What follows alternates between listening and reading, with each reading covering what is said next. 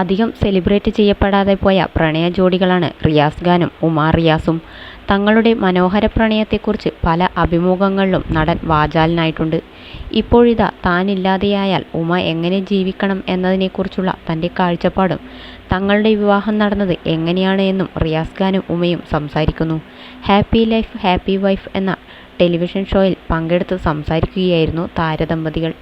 റിയാസ് ഖാൻ്റെ സഹോദരിയുടെ കൂട്ടുകാരിയായിരുന്നു ഉമ. അങ്ങനെയാണ് പരിചയം. പക്ഷേ അപ്പോഴൊന്നും പ്രണയമുണ്ടായിരുന്നില്ല.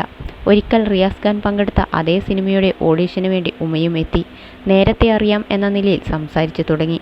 സുഹൃത്തുക്കളായി. ആ സിനിമ പിന്നീട് സംഭവിച്ചില്ല എങ്കിലും ഞങ്ങൾ തമ്മിൽ പ്രണയത്തിലായി എന്നാണ് പ്രണയത്തെക്കുറിച്ച് ഒരിക്കൽ റിയാസ് ഖാൻ പറഞ്ഞത്. വിവാഹം വളരെ മനോഹരമുള്ള ഓർമ്മയാണ് എന്ന് ഹാപ്പി ലൈഫ് എന്ന ഷോയിൽ റിയാസ് ഖാനും ഉമയും പറഞ്ഞു. ഞാൻ തമിഴ് ബ്രാഹ്മണ പെൺകുട്ടിയാണ്, റിയാസ് ഖാൻ മുസ്ലിമും.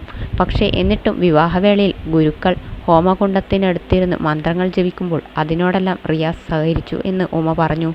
അതുപോലെ ഉമയും രജിസ്റ്റർ ചെയ്യുമ്പോൾ ഉണ്ടായിരുന്ന തങ്ങൾ പറഞ്ഞതെല്ലാം ഏറ്റുപറഞ്ഞിരുന്നു എന്നും റിയാസ് ഖാനും പറയുന്നു. പ്രായമാകുന്തോറും നമുക്ക് ആരോഗ്യമുള്ള ശരീരം വേണം.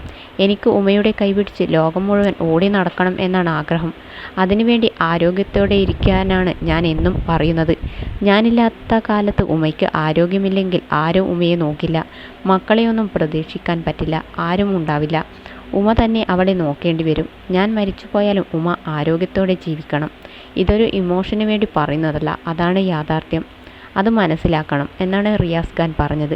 കണ്ണീരോടെയാണ് അതിന് ഉമ മറുപടി നൽകുന്നത്. ഞാനിപ്പോൾ ആരോഗ്യം നോക്കുന്നുണ്ട്, ഡയറ്റ് പാലിക്കുന്നുണ്ട്, എക്സസൈസ് ചെയ്യുന്നുണ്ട് എന്ന് ഉമയും പറഞ്ഞു.